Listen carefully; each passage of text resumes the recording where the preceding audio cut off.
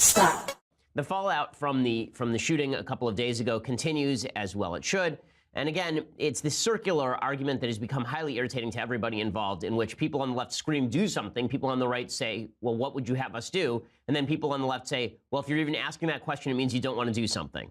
That seems like the cycle of logic that is applied here. So Jimmy Kimmel, of course, is the leader in being the sort of emotional, the emotional avatar for the left. So he goes on his show last night, and he, of course, talks about the shooting and pushes hard for gun control with his usual caveats and freakouts about the NRA. Another senseless shooting, this time at a high school in Parkland, Florida, where a gunman, a former student, opened fire yesterday. Again, 17 lives have been lost. More than a dozen people are hospitalized. Tell your buddies in Congress, tell Paul Ryan and Mitch McConnell and Marco Rubio, all the family men who care so much about their communities, that what we need are laws, real laws, that do everything possible to keep assault rifles out of the hands of people who are going to shoot our kids. Go on TV and tell them to do that. I'm going to tell you something. Okay, go tell people what to do and what we need laws and what are these laws going to be. And you don't, the Congress works for us. They don't work for the NRA. This is one of the things that he was pushing, the idea that the NRA was responsible. We'll get to that in a minute. Again, all of this is just designed to make you believe that Jimmy Kimmel has a plan. Jimmy Kimmel doesn't have a plan. People on the left don't have a plan. And if they do have a plan, it really is to confiscate guns. Now, the minute that you say that about people on the left, they get very upset. No, we just want reasonable gun legislation. But then they can never name what the reasonable gun legislation is, because if they were to ban assault rifles, the reality is the vast majority of killings that are done with guns in the United States are not with assault rifles. Assault rifles are responsible for less murders in the United States than hands or knives.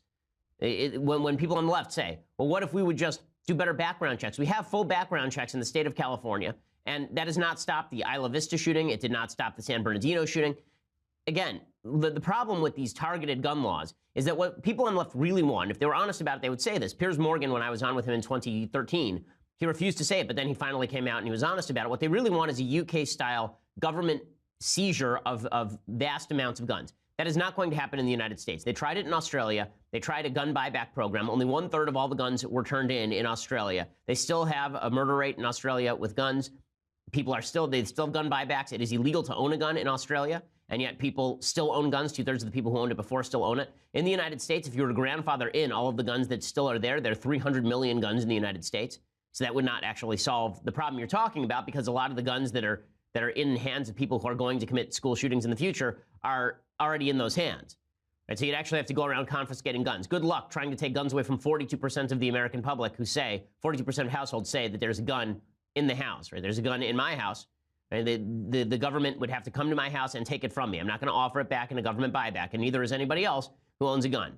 Those programs are wildly unsuccessful. So what the left really is talking about is full-scale gun confiscation. So along those, and you see that, right?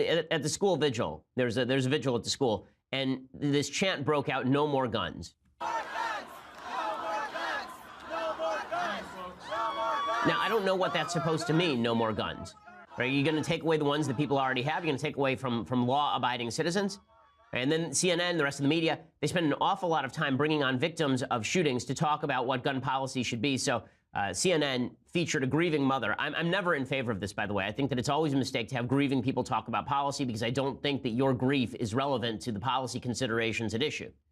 You do not have added legitimacy. It's a form of emotional identity politics. You do not have added legitimacy on a topic because as a blank, right? This is what Steven Pinker suggests as identity politics, as a white man, as a black woman, as a grieving mother. Right? As soon as you say that a grieving mother has more moral legitimacy to speak on gun control than somebody who's studied the issue all their life, then you are throwing away reason in favor of emotion. In any case, here's this mother, and obviously you have nothing but sympathy for the mom, and that's why CNN is putting her on the air. President Trump, you say, what can you do? You can stop the guns from getting into these children's hands. Put metal detectors at every entrance to the schools. What can you do? You can do a lot. This is not fair to our families, that our children go to school and have to get killed.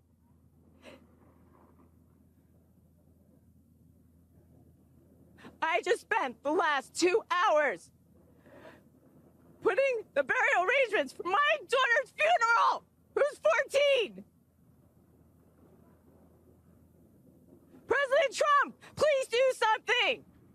Yeah, obviously, it's horrifying to watch. I mean, it's just terrible to watch this grieving mother. But when she's screaming at Trump to do something, the question is what Trump is supposed to do. The president of the United States doesn't have unilateral authority to seize guns in the United States. The president of the United States does not have unilateral authority to put even metal detectors, which is, by the way, a proposal I agree with on school grounds. I think that security should be upped at all schools. As I said yesterday, having armed guards at every school is not I fail to understand why this is even remotely controversial.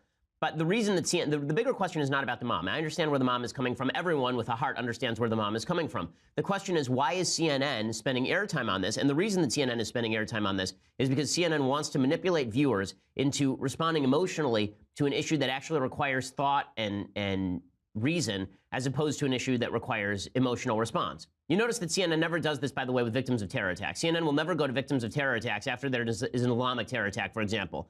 And they won't have the victim of the terror attack's family go on TV and say, we need a travel ban. And CNN will never do that because that doesn't agree with CNN's agenda. The point here is that it's exploitative for the media to put grieving people on television simply in order to make a certain political point. It's something I object to generally. It's something I object to on a specific level. And I think that it's something that really needs to stop. And again, they were doing this with students as well. CNN put a student on TV to talk about why this is somehow on Rick Scott. Rather, it's MSNBC doing this. Well, you know, again, it's a slew of emotion. It's anger, it's fear, it's confusion, it's grief. And I've just been trying to channel those all together into some sort of mad inspiration. I'm trying to get the message out that it is important to grieve, but it's also important to make sure the bad guys feel this in the polls and to make sure everybody knows that their votes count on this.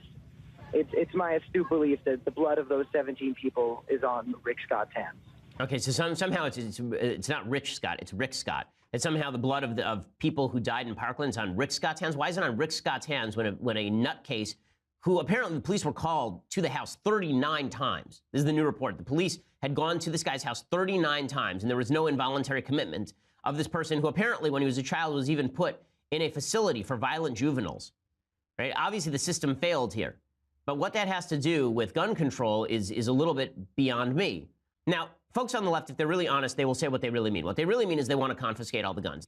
And there are some folks today who are being a little bit more honest about what it would take to really get to the gun-free utopia they want. And that, of course, is repeal of the Second Amendment. So Barry Weiss, a reporter, a staff writer over at the New York Times, who was ripped earlier this week, we talked about her, she was ripped earlier this week for being supposedly too conservative, for saying that immigrants get the job done after she tweeted that about the daughter of immigrants rather than immigrants themselves, and she was ripped up and down by members of the New York Times staff.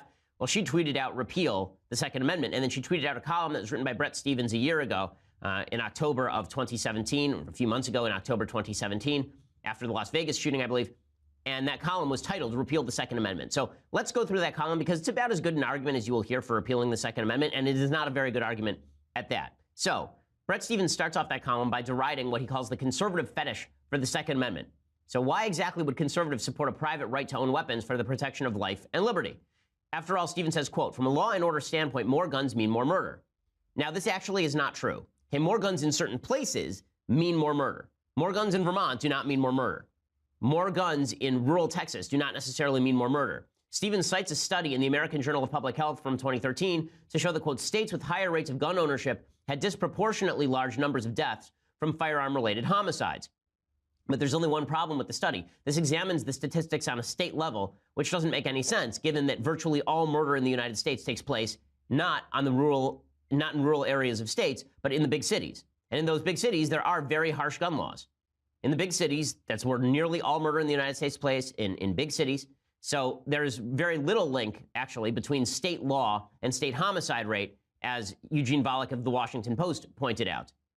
Beyond that, that same study that he's citing that says that states with higher rates of gun ownership had disproportionately large numbers of deaths from firearm-related homicide, there's one problem with the study. The single largest variable when it comes to murder rate is not actually gun ownership in these various states. The single largest rate, which the study tries to bury, the single largest problem is that the highest correlation is between the number of black people in a particular state and the number of homicides. This is not a racist point. Okay, people are not murdering other people because they are black. That's obviously a stupid notion. But if you're going to look at what is statistically relevant, and you're going to look at factors that are statistically relevant, the number of black people in a state are more statistically relevant than the number of guns in a state. Right? This is according to the study. Quote, for each 1 standard deviation increase in proportion of household gun ownership, firearm homicide rate increased by 12.9%. For each 1 standard deviation increase in proportion of black population, firearm homicide rate increased by 82.8%. The study tried to bury that data by not showing it in the actual text of the study. So if you love that study so much, then you should recognize that there are variables that have significantly more impact than gun ownership rate. And that has to do, and we can talk about why there's a higher homicide rate in the black community than there is in the white community. A lot of it has to do with under-policing the black community that has been a matter of systemic discrimination since the 1800s, where white communities basically said to black communities, fend for yourselves, and that's been inculcated in particular areas of the culture. But that's not the point. The point that I'm making is that if you are going to suggest that gun ownership is highly correlative with gun death, then you have to look at other factors that are highly correlative with gun death and see that these statistics are not nearly as significant as you think they are. Stevens continues by stating, quote, from a personal safety standpoint, more guns means less safety. He then cites the fact that more people are killed every year in accidental firearm death than in self-defense shooting situations. But that's not a proper statistic either, because the times that people use a gun in self-defense far exceed the number of times you actually shoot somebody to death in self-defense. The goal of having a gun in your home is so that you can pull it out. I mean, I know there's a woman around the corner, and she was at home, and there's a guy who tried to break into her house. She went and got the shotgun from the back room. Well, rather, she screamed. The guy ran away. The police came. They told her, what you should do next time that happens is, do you have a gun in the house? She said, yes. They said, go get your pump-action shotgun and then cock the shotgun, right? Give it the do that near the door, and the guy will run. You won't have a problem. Now, that would not show up in any of the statistics that are being measured by the CDC. It would not show up as a use of a gun in self-defense because you didn't actually point it at somebody, you didn't actually shoot somebody, you didn't actually wound somebody. But this sort of stuff happens all the time. And there's a widely varying set of statistics on how often people use guns in self-defense this way. According to the National Self-Defense Survey extrapolations, people use firearms in self-defense millions of times a year. That may be too high. Brian Doherty at Reason has an exhaustive analysis of whether it's hundreds of thousands of times a year or millions of times a year, but it's certainly not 268 justifiable homicide by firearms. Right? That is not the full measure of the number of times people actually use guns in self-defense in the United States. So Stephen then moves on to deriding the philosophy of gun ownership. He says that the idea that we can protect liberty by having guns in the United States, that we can protect from foreign threat by having guns in the United States is a quaint idea. Well, I wonder if it's such a quaint idea after Afghanistan, after Vietnam. The fact is that small arms gun ownership and guerrilla warfare have been successful at thwarting some of the greatest powers in the history of humanity. The United States in Afghanistan and Vietnam, and the Russians in Afghanistan, for example. Those have been thwarted by IEDs and small guns. Right? These are not being thwarted by necessarily top-level military weaponry. Finally, he goes on and he says that the idea that an armed citizenry is the ultimate check on the ambitions and encroachment of government power is silly. And then he says, well, look at the Whiskey Rebellion. That wasn't a government check on a check on government power, except that it sort of was. The Whiskey Rebellion, which happened in the late 1790s, it was directed at an internal whiskey tax placed by the federal government. There are a bunch of people who grew corn for whiskey, and they were very upset that the whiskey tax was affecting them, and there was an armed revolt, and it was put down with violence. A couple of people were hung in it. And so he says, well, that showed that there was a failure of armed insurrection, except for the fact, of course, that President John Adams may have lost the presidency in 1800 based on that, and that President Thomas Jefferson then immediately went about revoking the whiskey tax. So it obviously had a pretty significant political impact. In fact, you can even look at today. Right? There's a big hubbub over Clive Bundy. You remember this. There's nearly an armed standoff with the federal government over Clive Bundy's territory, where Clive Bundy wanted to feed his cattle on land that he historically grazed cattle on, and the Environmental Protection Association, the EPA agency, rather, they came in and they said that this was terrible, that he couldn't be grazing his cattle on this area, and they tried to fine him, then they tried to seize his farm. Then Clive Bundy refused to go along with the arrest, and a bunch of people showed up and refused to go along with the arrest as well. Well, there was just a jury nullification that happened, and Clive Bundy went free. The Bundy family went free. And now there's been a major political push in the United States to get the EPA out of the business of regulating so much land. So, yes, armed insurrection is not always worthwhile. Sometimes it's terrible. The Civil War was a terrible, terrible thing. But the idea that having lots of people with guns does not somehow check the ambitions of the federal government is obviously nonsensical. The reason that we're not really talking in serious terms about full-scale gun confiscation is because you try that crap in Texas, it ain't going to go well. Stevens then turns to the active shooter phenomenon. He says that such situations are extremely rare in the rest of the world, which is true. It is also true that they are extremely rare here in the United States as well. So John Lott's website, the Crime Prevention Research Center, he goes through the annual death rate from mass public shootings, comparing the European countries to U.S. and Canada, and he did it on a per capita basis. So one of the things that happens is that the United States is compared to Britain, for example. You say, oh, there are lots more shootings here than there are in Britain. Right, we're a much larger country than Britain. When you actually look at the death rate per million people from mass public shootings from 2009 through 2015, according to the Crime Prevention Research Center, the #1 country was Norway because they had that horrible Andres Breivik shooting. And then it's Serbia, France, Macedonia, Albania, Slovakia, Switzerland, Finland, Belgium, Czech Republic, and then the United States. How about frequency? Right, forget about the number of dead. How about frequency of mass public shootings? So if you look at the frequency of mass public shootings from January 2009 to December 2015 per million people, in order, it's Macedonia, Albania, Serbia, Switzerland, Norway, Slovakia, Finland, Belgium, Austria, Czech Republic, France, and then the United States. The average incident rate for 28 EU countries is 0.0602 with a 95% confidence interval of 0.0257 to 0.09477. The U.S. rate is 0.078 higher than the EU rate, but the U.S. and average for EU countries are not statistically different. In other words, we're having about the same number of mass shootings as are happening in other countries, and we have significantly more guns. So this idea that everything lines up is just not statistically correct.